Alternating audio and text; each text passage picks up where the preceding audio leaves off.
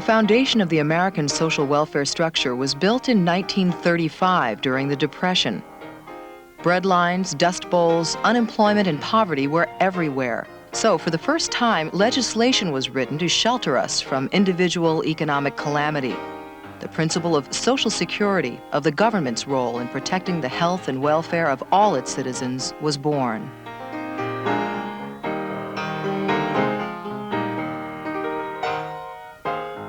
Unemployment is still a fact of life. Poverty still exists.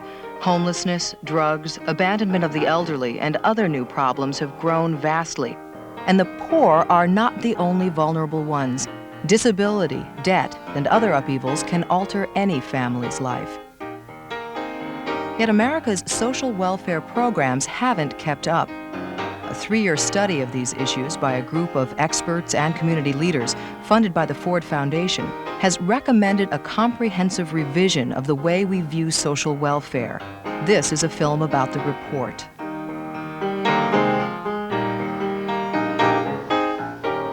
This report is basically a call to arms. It is Paul Revere running through the towns and hamlets of America to say, wait a minute, stop. We have a problem. The problem the report addresses is, at most basic, how are we going to think about social welfare problems? What the report says is maybe we should think about them not as one target group or another target group of poor people, not as one program or another program, but as a shared set of vulnerabilities and hopes for opportunity that spread across the life cycle of us all. That's the idea.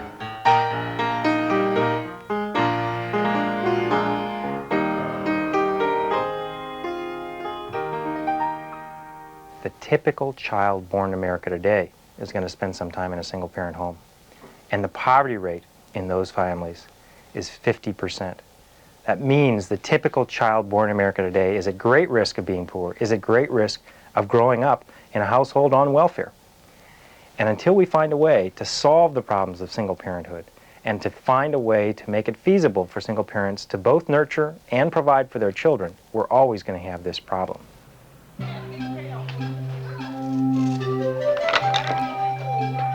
Without childcare, job opportunities for the single parent or the household that survives with 2 incomes are limited or non-existent. It's no good telling some of these inner city children that are born in drug-infested neighborhoods with very limited daycare and probably no early child development and say, fine, they have a formal equality of opportunity with everybody else. The reality has to measure up to the words. We're going to a hooky lounge, a hooky, hooky, hooky, hooky, hooky lounge. Yes, we're going. Proven programs such as Head Start, an effective aid to the early childhood development of disadvantaged preschoolers, must be expanded. Pay for it now, or pay a lot more later when these children are already dropouts. If you start off behind, as most poor children do, and you don't get the Head Start then, you're going to need a jump start each place along the way. Teenage pregnancy is a fact of life, not an aberration to be denied. These are mothers, they have babies, and they need immediate, practical, accessible help. For much of a child's future well-being and intelligence is determined during its time in the womb, and it's during those months that nutritional education and support pay enormous bonuses, not during the years when disabilities or developmental inadequacies will mean far greater medical costs for a mother.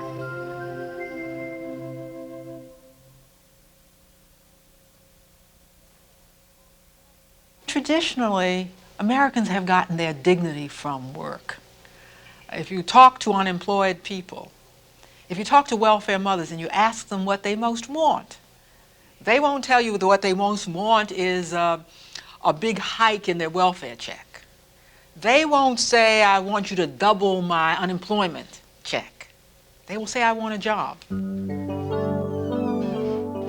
It doesn't seem like I am going to find a job. I keep on trying, but it seems like everybody wants experience. I thought by this time I was for sure going to move out to a better environment, but I haven't. And it looks like I'm not.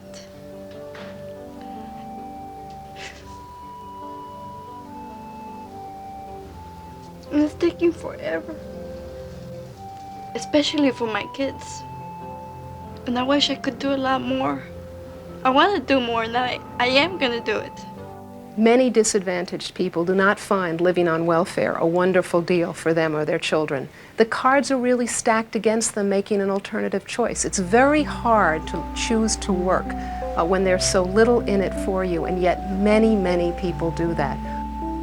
When you're trying to do something right, you need all the encouragement and the backup you can get. I ended up on welfare because I was young and stupid and did the wrong thing as a teenager. But now I'm trying to change all that, and society should help a person like me because I am someday going to be productive with a little help. People need to be productive for their own self-esteem as well as survival, but they must be given the new skills that will enable them to find a place in a rapidly changing economy. Skills as basic as the math missed when they dropped out of school. Skills as relevant as secretarial training. What we need to do to change public assistance, and our report calls for this, is to make benefits adequate to live on a temporary basis. But then say to a person, after we invest in you for a period of a couple years and help you with job training and remedial education and child care and health care, you're going to be on your own.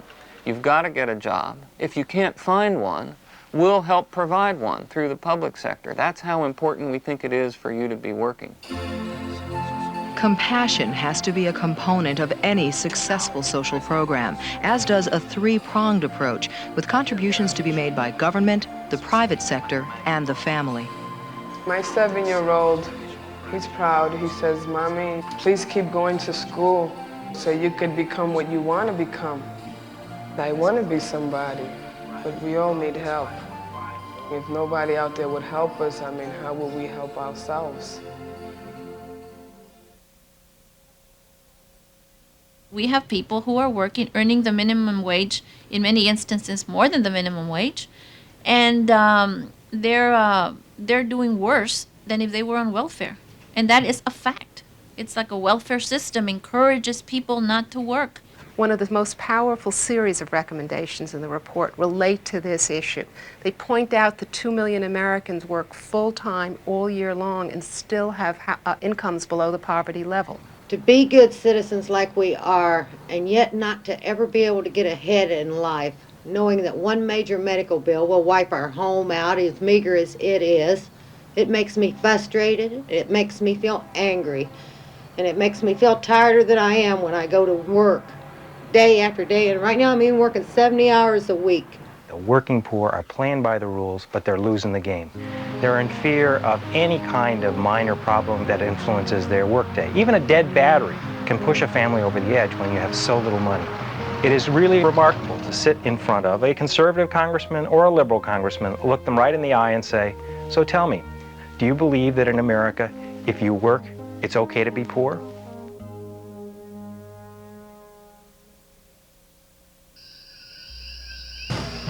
There was a day when a factory job meant security, sons working where fathers had.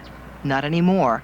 A considerable percentage of America's unemployed are ready and able to work, but the work has gone away. When you lose your job, it's almost like mourning. You basically go through almost all the steps that you do when you lose somebody within your family. I'm one of those people that society really overlooks. It's real frustrating when you get up every morning and you're pounding the beat trying to do everything you can to get a job, and you realize that it's out of your hands. But I know that I'm going to stick it out and do whatever it takes to provide for my family. The resume is a document that describes what you did, where you did it. That's one form. Sure, the opportunities don't just go away, they change. So the workers must be retooled, retrained to take a place in an economy that has shifted away from traditional labor to new forms of service. And it's not just job skills that are needed. Frustration cries out for treatment as well. And often psychological counseling is necessary to draw out and diffuse anger through sketches such as these. I was making a salary of at one point $48,000 a year, and the economy went bad, and you feel like, well, it wasn't my fault. And so there's some questioning there as to, why it happens to you. It was hard because I had to go back to school. It took a year and 2 months, but it was well worth the wait. And now I'm working again. I feel that the government has some responsibility to me as a taxpayer.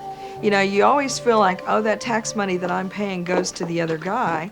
Well, in this case, it actually came back to help me. Homelessness was once a problem that stayed down on Skid Row. Today, it can strike families that have never been without a roof. Giving up a home, this couple came here for a better job. The job disappeared, and they're adrift for the first time in their lives. Don't just push us away, because we do exist. We are real. All we ask for is just a chance. People don't think about the homeless. I never did. We didn't wake up one morning and say, well, I decided today I'm going to be homeless.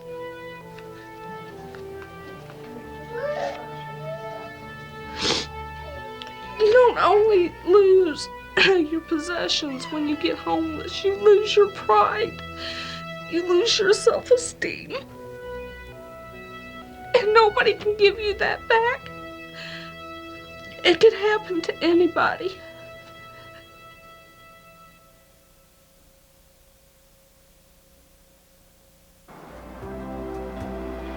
A huge part of our workforce goes from day to day terrified they will need health care. They are cut off from Medicaid, without insurance, even though they do have jobs, and can't possibly afford a doctor's bills. It's like a nightmare. Every night I pray God that we're gonna get sick. I'm a United States citizen. I have lived here all my life. I have paid taxes. I have worked very hard. I have never been on welfare, and here we are living without any medical help.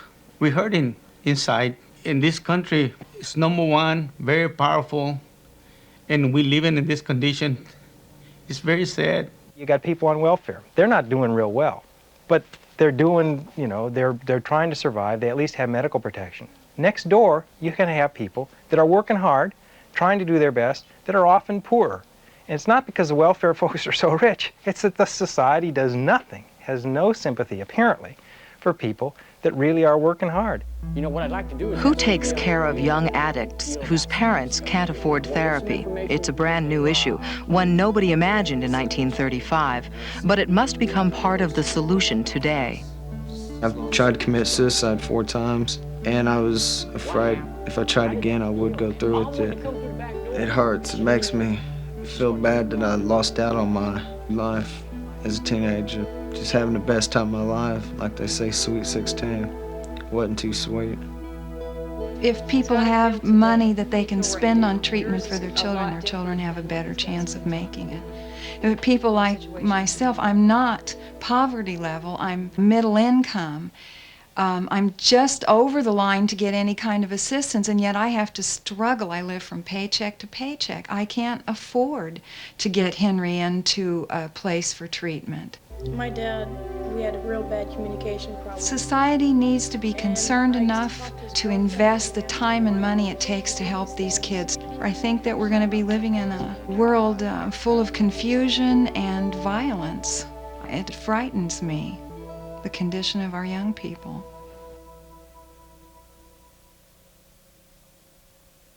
When you get old, you get sick, you need care. You can't afford to pay anybody to care for you. And they do without. They do without medication, they do without doctor, and eventually they get sicker and sicker. At the end, they die. They don't even have money for burial. This is sad. I say go back to the Congress, the legislature, go back to the White House and start out all over with something new. They're still back in the 30s and the 40s and the 50s. We're luckier than a lot of my friends in that we can maintain our little house and some help that comes in and helps me with Chuck. My biggest fear will be if it comes a time when we can't care for him at home. And for a nursing home, it would mean we would have to sell this house. I checked in the nursing homes, and their minimum was $24,000 a year. And we don't have an income anywhere near that. You have to impoverish yourself before the public welfare system will come to your aid with long-term nursing home care. And across the lifespan of old age, there are all kinds of insecurities that we need to protect ourselves against. Any new proposals for investing in human resources must provide a funding source. I believe that it is preferable to broaden the base of taxation so that there are less loopholes and less income untaxed. What the report proposes is to tax Social Security benefits for those who are able to pay income taxes in accord with ability to pay, and not simply to throw those tax revenues into the general pool and reduce the general debt. Use those taxes from those who are able to pay income tax in their older years as an earmarked source of funds for reinvestment back into the earlier generations where the coming generation needs the investment. That's one way to broaden the base of taxation. There are others, including taxing employee benefits more than we do today. We just found $100 to $150 billion to bail out the S&L industry. I believe that was the right thing to do. But our recommendations would cost roughly this amount over a 5-year period. And from where I sit, what we have recommended is a damn side more important in terms of the democratic aspirations of our society.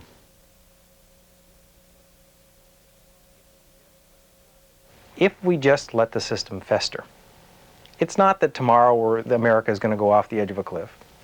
But each day, each week, each year, problems are going to get tougher. And we're going to have a less productive workforce. We're going to have a less productive country. We're not going to be able to compete as well. Sons will continue to earn less than their fathers. And in the end, America can't keep its leadership role. It's too late to start talking about them and us, but really we should recognize that it is we and the future of this country that is at stake at how we handle these issues. We're afraid of other people's nuclear weapons, and we've got all these arms ourselves. The arms race continues, and we're destroying ourselves from the inside. The only way to assure that our extraordinary democracy is preserved is to make sure that we have an electorate that has been well educated, that is well informed, and that is productive.